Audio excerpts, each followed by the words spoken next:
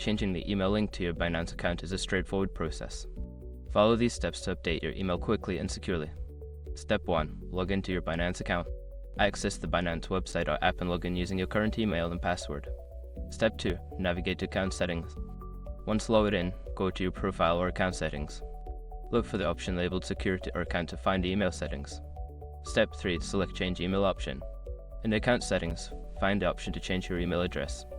Click on it to initiate the email change process. Step 4. Verify your identity. You may be prompted to verify your identity.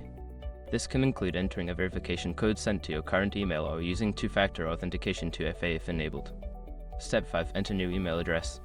After verification, enter your new email address and follow any additional prompts to confirm the change. Make sure to check your new email for a confirmation link for Binance.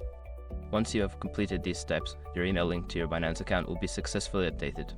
Always ensure that your new email is secure and accessible.